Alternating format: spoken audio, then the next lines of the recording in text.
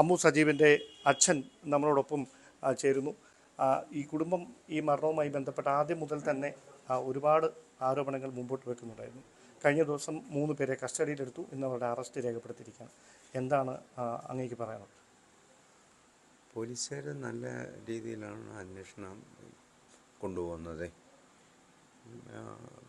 അവർ വളരെ ആത്മാർത്ഥമായിട്ടാണ് DYSP സാറായാലും CI സാറായാലും എല്ലാം അവർ വളരെ കാര്യമായിട്ടാണ് അന്വേഷണം മുന്നോട്ട് കൊണ്ടുപോകുന്നത്. ഞങ്ങൾക്കതിൽ തൃപ്തിയുണ്ട്. തൃപ്തി എന്നല്ല, ഞങ്ങൾക്കത് ആത്മാർത്ഥമായിട്ട് ബോധ്യപ്പെട്ടാണ്.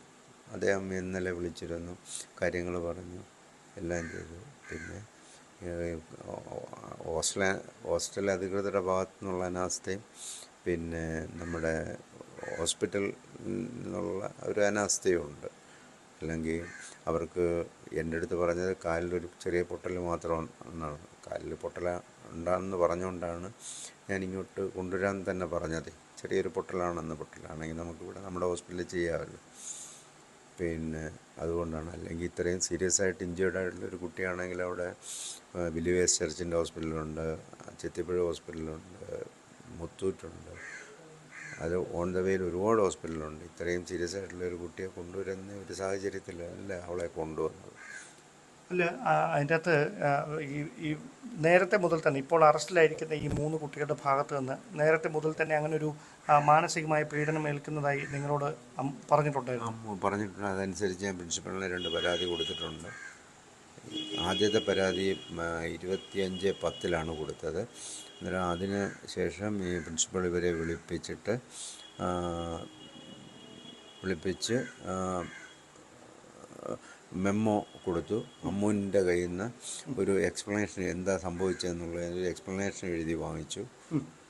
അന്നേരം ഈ കുട്ടികൾ ആ എക്സ്പ്ലനേഷനകത്തും മെമ്മോയുടെ റിപ്ലൈക്കകത്തും പറഞ്ഞതും നേരിട്ട് പറഞ്ഞതും, സാറ് ഞങ്ങൾ ഫൈനൽ ഇയർ സ്റ്റുഡൻസാണ്, ഞങ്ങളുടെ ഭാവി ഇല്ലാതാവും, ഞങ്ങളിനി ഒരു കാരണവശാലും അമ്മുവിൻ്റെ ഭാഗത്തോട്ട് നോക്കുകയോ അമ്മുവിനെ ഉപദ്രവിക്കുകയോ, ചെയ്തത് തെറ്റായിപ്പോയി, ഞങ്ങൾ ഒരിക്കലും അങ്ങനെ ഇനി ചെയ്യത്തില്ല എന്ന് ഉറപ്പ് പ്രിൻസിപ്പളിന് കൊടുത്തു, അമ്മുവിനും കൊടുത്തു. അന്നേരം അമ്മു പറഞ്ഞു, നിങ്ങൾ കൈയൊന്നും എനിക്ക് തരണ്ട, നിങ്ങളുമായിട്ട് എനിക്കിനി യാതൊരു രീതിയിലുള്ള ഇതും വേണ്ട, എന്നെ എൻ്റെ വഴിക്ക് വെറുതെ വിട്ടാൽ മതി, ഞാൻ പഠിച്ച് എങ്ങനെയെങ്കിലും 10-15 ദിവസമേ ഉള്ളൂ, ഞാനത് കഴിഞ്ഞ് എൻ്റെ വീട്ടിൽ പൊയ്ക്കോളാം, അതിനനുവദിച്ചാൽ മതി എന്നാണ് അമ്മ പറഞ്ഞത്. അത് പ്രിൻസിപ്പൾ എൻ്റെ അടുത്ത് ഇന്നലെ പറഞ്ഞു.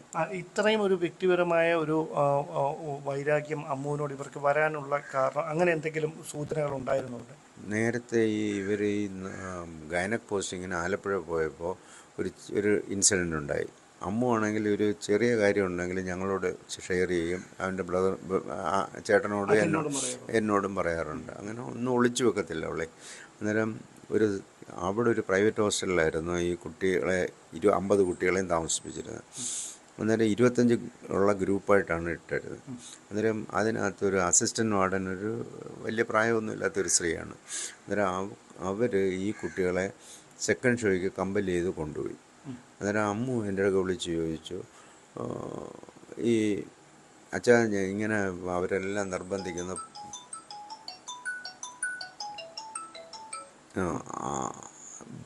ഈ പോകണോ? ഞാൻ പറഞ്ഞു, മക്കളെ ആലപ്പുഴയല്ലേ, രാത്രിയിലൊന്നും അങ്ങനൊന്നും പോകണ്ട, ആ ബീച്ച് സൈഡിലാണ് താമസിച്ചുകൊണ്ടിരുന്നത്, ഒരിക്കലും അങ്ങനെ പുറത്ത് പോവില്ലേ എന്ന് പറഞ്ഞു.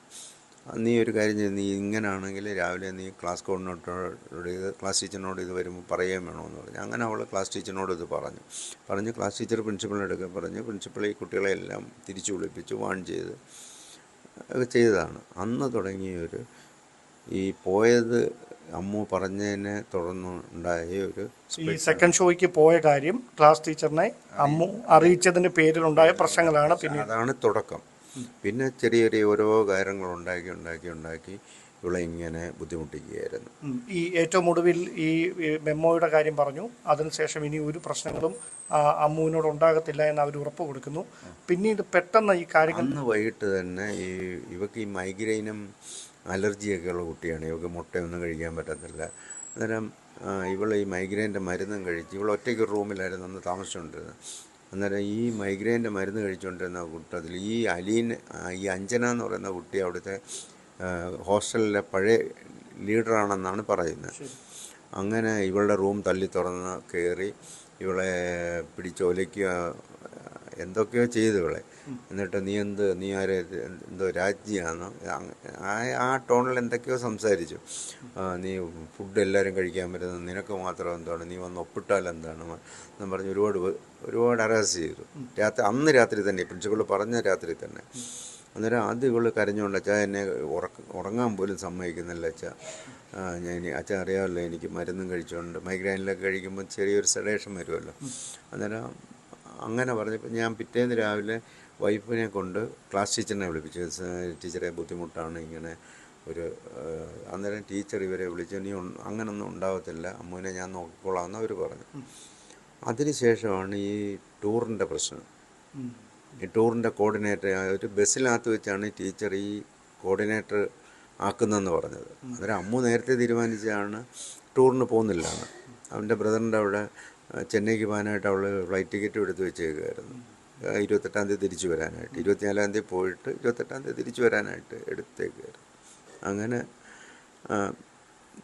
ടീച്ചറിനോട് ഈ കമ്മ്യൂണിറ്റി പോസ്റ്റിംഗ് കഴിഞ്ഞ് തിരിച്ചു വന്നപ്പോഴത്തേക്ക് ഇവള് പറഞ്ഞു, ടീച്ചറിനെ പോയി പറഞ്ഞു, ഇതുപോലെ ടീച്ചറെ ഞാൻ ടൂറിന് വരുന്നില്ല, ഞാൻ എൻ്റെ ചേട്ടൻ്റെ കൂടെ പോവുകയാണ്, എനിക്ക് വയ്യ എന്ന് പറഞ്ഞിട്ട് ഒഴിഞ്ഞു പോരൊന്നും ഈ അലീനയും അഞ്ജനയും അക്ഷിതയൊന്നും അറിയുന്നില്ല. അങ്ങനെ അമ്മു ക്ലാസ്സിലിരിക്കുന്ന സമയത്ത് ഈ സാന്ദ്ര അന്ന ജിബു എന്നും പറഞ്ഞൊരു കുട്ടിയുണ്ട്. അതും ശരിക്കും അറിഞ്ഞുകൊണ്ടല്ല കുട്ടി ഇവളെ വിളിച്ചത്. അന്നേരം ഇതാണ്ട് അമ്മു അവർ വിളിക്കുന്നെന്ന് പറഞ്ഞു. അന്നേരം ഇവളെ പേടിച്ചാണ് ചെന്നത് വാഷ്റൂമിൻ്റെ അവിടെ ഇട്ട് അവരുടെ ഉപദ്രവിച്ചു. അവൾ ഓടി. അന്നേരം ഈ ആഷയാണ് കയറി പിടിച്ചത് ഈ മറ്റുള്ള അടിക്കാനായിട്ട്. അന്നേരം ഓടി ചെന്ന് ക്ലാസ് ടീച്ചറുടെ റൂമിൽ ചെന്ന് കയറിയപ്പോഴത്തേക്ക് വീണ്ടും മുളപിടിയിലെന്നും പറഞ്ഞിട്ട് ഇവളങ്ങ് വളരെ പാനിക്കായിരുന്നു. കാരണം ഒരു 10-21 വയസ്സുള്ളൊരു കുട്ടിയല്ലേ. അന്നേരം ഇത് 3 പേരും കൂടി ഇങ്ങനെ നിരന്തരം അവളെ വേട്ടയാടുന്നുള്ളൊരു പദം വേണമെങ്കിൽ തന്നെ നമുക്ക് ഉപയോഗിക്കാം. അന്നേരത്തേക്ക് ഇവരെ ചെന്ന് വാൺ ചെയ്ത് ആ ഇഷ്യൂ അങ്ങനെ നിൽക്കുകയാണ്. അല്ല, ഞങ്ങൾ മനസ്സിലാക്കുന്നത് ഈ കഴിഞ്ഞ വെള്ളിയാഴ്ച പുള്ളിക്കാരത്തി ഈ നാട്ടിലേക്ക് ഇവിടേക്ക് ശനിയാഴ്ച വരാനിരിക്കുകയായിരുന്നു. ഇന്ന് പഠനം പൂർത്തിയാകേണ്ട ദിവസമാണ് അല്ലേ? ഇന്ന് എല്ലാം പൂർത്തിയാക്കി വീട്ടിലേക്ക് വരേണ്ടതാണ് ദിവസമായിരുന്നു. അപ്പം അതിനോട് അകമാണ് ഇങ്ങനെ അപ്രതീക്ഷിതമായ കാര്യങ്ങളൊക്കെ. അത് കഴിഞ്ഞിട്ടൊരു ഇൻസിഡൻറ്റ് ഉണ്ടായി. ഇവരുടെ ലോഗ് ബുക്ക്, ഈ അലീനയുടെ ഓരോ ദിവസം ഓരോ ബുദ്ധിമുട്ടുകൾ ഉണ്ടാക്കുകയാണ്. അലീനയുടെ ലോഗ് ബുക്ക് കണ്ടില്ല എന്ന് പറഞ്ഞു. അങ്ങനെ ക്ലാസ്സിൽ രാവിലെ ലോഗ് ബുക്ക് കണ്ടില്ല എന്ന് പറഞ്ഞപ്പോൾ ടീച്ചർ പറഞ്ഞ് എല്ലാവരുടെയും ഇതൊന്ന് നോക്കണം, ആരുടെയെങ്കിലും ഇനിയിപ്പം മറന്നു വല്ലതും വെച്ചിട്ടുണ്ടോ എന്ന് നോക്കണമെന്ന് പറഞ്ഞപ്പോഴത്തേക്ക് ശരി. ആക്ച്വലി ഈ ലോഗ് ബുക്കൊന്നും പോയിട്ടില്ലായിരുന്നു. അങ്ങനെ ഒരു സംഭവം ക്രിയേറ്റ് ചെയ്യായിരുന്നു ഈ അലീനയും അഞ്ജനയും കൂടെ. അത് ഈ അമ്മുവിനെ കൊടുക്കാനായിട്ട് ചെയ്തതാണ്. അന്നേരം ഞാൻ അമ്മുവിൻ്റെ അടുക്ക് ഈ വിഷയമൊക്കെ പറഞ്ഞപ്പോഴത്തേക്ക് പറഞ്ഞിട്ടുണ്ട്, മക്കളെ വാഷ്റൂമിൽ പോയാലും ഈ ലോക്ക് ചെയ്തിട്ടേ പോകാറുള്ളതെന്ന് പറഞ്ഞിട്ടുണ്ട്. അന്നേരം ഇവളുടെ അമ്മയും പറഞ്ഞിട്ടുണ്ട് ഫ്രൈഡേ. അന്നേരം ഇവള് ബസ്സിൽ നിന്ന് ഇറങ്ങി വരുന്ന സമയത്ത് തന്നെ ഇവർ രണ്ടും കൂടെ റൂമിൻ്റെ ഫ്രണ്ടിൽ നിൽപ്പുണ്ട്. ഇവൾ റൂം തുറന്നപ്പോഴത്തേക്ക് ഇവളെ തള്ളി മാറ്റി റൂമിനകത്ത് കയറി ഇവളുടെ ബാഗും എല്ലാം വലിച്ചു വാരി നിലത്തിട്ട്. പക്ഷേ ലോഗ് ബുക്കൊന്നും കണ്ടില്ല. അത് വിളിച്ച് അവൾ കരഞ്ഞുകൊണ്ട് പറഞ്ഞു, അച്ഛാ ഇനി എനിക്ക് വയ്യ. അന്നേരം പ്രിൻസിപ്പളിനെ വിളിച്ചപ്പോൾ പ്രിൻസിപ്പൾ പറഞ്ഞ് നമുക്ക് അവരുടെ പേരൻസിനെയും കൂടെ വിളിപ്പിച്ച് ഇനി ഇത് തുറന്നു പോകാൻ പറ്റത്തില്ല എന്നുള്ള രീതിയിൽ അദ്ദേഹം സംസാരിച്ചു. ഈ 4 വർഷം പൂർത്തിയാകാൻ നിൽക്കുന്ന സമയത്താണ് അവസാനം ഈ കുട്ടി ഇവളെന്തെടുത്ത് അതായത് ഈ പഠനം പൂർത്തിയാക്കാൻ പറ്റുന്നില്ല എന്ന് ഈ അവസാന ഘട്ടത്തിൽ പറയേണ്ട ഒരു സാഹചര്യം അവിടെ നിന്ന് ഉണ്ടായി. ഇപ്പം നിലവിൽ കോളേജിൻ്റെ ഭാഗത്തു നിന്ന് ഉണ്ടാകുന്ന ഒരു പ്രതികരണം എങ്ങനെയാണ് നിങ്ങൾക്ക് ഈ ഒരു വിഷയം? കോളേജിൻ്റെ ഭാഗത്തു നിന്ന് ഉണ്ടാകുന്ന പ്രതികരണം എന്ന് വെച്ചാൽ പ്രിൻസിപ്പൾ ഇന്നലെ വന്ന് പറഞ്ഞ് ഞങ്ങൾ അമ്മുവിൻ്റെ കൂടെയാണ്, അമ്മുവിൻ്റെ കൂടെ ഏതറ്റം വരെ ഞങ്ങൾ പോകുമെന്നൊക്കെയാണ് പ്രിൻസിപ്പൾ പറയുന്നത്. അത് നിങ്ങൾ വിശ്വാസത്തിലെടുക്കുന്നുണ്ടോ? അവരുടെ ഞങ്ങൾ വിശ്വാസത്തിലെടുക്കുന്നില്ല. എടുക്കുന്നില്ല. പോലീസിൻ്റെ ഭാഗത്തു നിന്നുള്ള, പിന്നെ നിങ്ങളെപ്പോലുള്ള മീഡിയാസും ആണ് അരുണ്, പിന്നെ നമ്മൾ 24 അരുൺ, അങ്ങനെയൊക്കെയുള്ള ഒരുപാട് പേര് ഇവിടെ വന്ന് ഇത് ഫോളോ അപ്പ് ചെയ്ത് വളരെ കാര്യമായിട്ടാണ് അവർ കാര്യങ്ങളൊക്കെ ചെയ്തിരുന്നത്.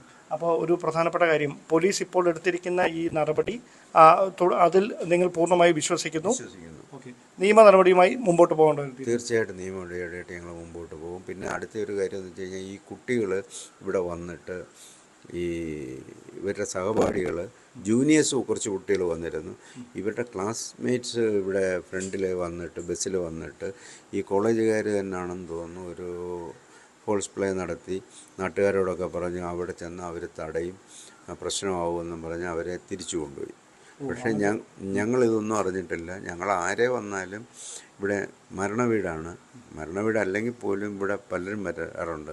ഞങ്ങൾ ശത്രുക്കളാണെങ്കിലും ഞങ്ങൾ ആരോടും, ഞാനൊരു വ്യാപാര വ്യവസായ തിരുവനന്തപുരം ജില്ലാ സെക്രട്ടറിയാണ്. പിന്നെ അതുപോലെ തന്നെ ഒരുപാട് സോഷ്യൽ വർക്കും ലയൺസ് ക്ലബ്ബും ഒക്കെ ഭാരവാഹിയാണ്. അല്ലെ, ഈ ആരോഗ്യ സർവകലാശാലയുടെ വൈസ് ചാൻസലർ ഇവിടെ എത്തി നിങ്ങളെ സന്ദർശിച്ച് അദ്ദേഹം ഒരു അന്വേഷണ റിപ്പോർട്ട് തയ്യാറാക്കുന്നുണ്ട്. അതിൽ തൃപ്തരാണ് ഞങ്ങൾ. ഓക്കെ, അതുമായി ബന്ധപ്പെട്ട് നിങ്ങൾക്ക് പറയാനുള്ള എല്ലാ കാര്യങ്ങളും പറഞ്ഞു.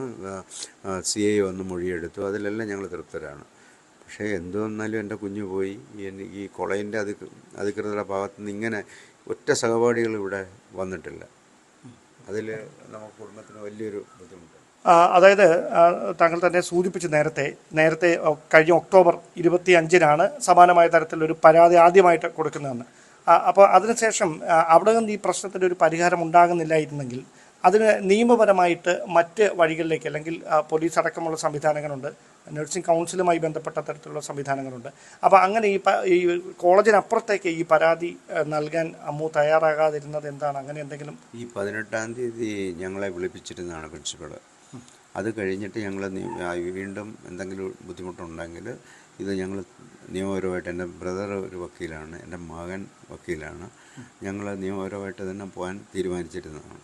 അതായത് ഈ കോളേജ് പ്രിൻസിപ്പളുമായി ഈ കഴിഞ്ഞ 18-ാം തീയതി നടത്തുന്ന ഒരു ചർച്ചയിൽ തീരുമാനമായില്ലെങ്കിൽ അതിൻ്റെ വീണ്ടും ഉപദ്രവമാണെങ്കിൽ ഞങ്ങൾ പോലീസ് അധികാരികൾക്കും എല്ലാം പരാതി കൊടുക്കാനായിട്ട് തീരുമാനിച്ചിരുന്നതാണ്. ഓക്കെ, അപ്പോൾ എന്തായാലും ഈ സർക്കാരിൻ്റെ ഭാഗത്തുനിന്ന് പോലീസിൻ്റെ ഭാഗത്തുനിന്ന് നടപടികൾ ഉണ്ടാകട്ടെ. ഞങ്ങളുടെ എല്ലാവരുടെയും പിന്തുണ ഈ കുടുംബത്തിനൊപ്പം ഉണ്ട്. അപ്പോൾ അവർ പറഞ്ഞു വെക്കുന്നത് ഈ 18-ാം തീയതി വരെ കാത്തിരുന്നതിന് ശേഷം ഒരു പരിഹാരം ഉണ്ടാകുന്നില്ല എങ്കിൽ ആ നിയമവഴികളിലേക്ക് കടക്കാനുള്ള ഒരു തീരുമാനത്തിലായിരുന്നു കുടുംബം ഉണ്ടായിരുന്നത്. കുടുംബവുമായി ബന്ധപ്പെട്ട് ഈ നിയമവൃത്തങ്ങളുമായി ബന്ധമുള്ള വ്യക്തികളൊക്കെ ഉണ്ട്. സഹോദരനടക്കം, അമ്മുവിൻ്റെ സഹോദരനടക്കം അത്തരത്തിൽ നിയമ വിദ്യാർത്ഥികൾക്ക് ക്ലാസ് എടുക്കുന്ന ഒരു അധ്യാപകൻ കൂടിയാണ്. അദ്ദേഹം ശാരീരികമായ ചില അസ്വസ്ഥതകൾ മൂലം അകത്ത് വിശ്രമിക്കുകയാണ്. എന്തായാലും പോലീസിൻ്റെ ഭാഗത്തു നിന്ന് ഇപ്പോൾ ഉണ്ടായിരിക്കുന്ന നടപടികളിൽ പൂർണ്ണ തൃപ്തരാണ് ഈ കുടുംബമെന്ന് പറയുന്നു. ആരോഗ്യ സർവകലാശാല വൈസ് ചാൻസലറുടെ ഭാഗത്തു നിന്നുണ്ടായി ആയിരിക്കുന്ന പ്രാഥമികമായ അന്വേഷണവുമായി ബന്ധപ്പെട്ട ഇടപെടലുകൾ, അതിനെയും പ്രതീക്ഷയോടെ തന്നെ ഈ കുടുംബം നോക്കിക്കാണുകയാണ്. എന്തായാലും ഏത് തരത്തിലായിരിക്കാം ഇവരെ അറസ്റ്റ് രേഖപ്പെടുത്തി തുടർന്നുള്ള നീക്കങ്ങളുടെ അടിസ്ഥാനത്തിലായിരിക്കാം ഈ കുടുംബം ഈ കാര്യത്തിൽ ഇനി എങ്ങനെ മുമ്പോട്ട് പോകണമെന്നുള്ള കാര്യത്തിൽ ഒരു ധാരണയിലേക്ക് എത്തുക.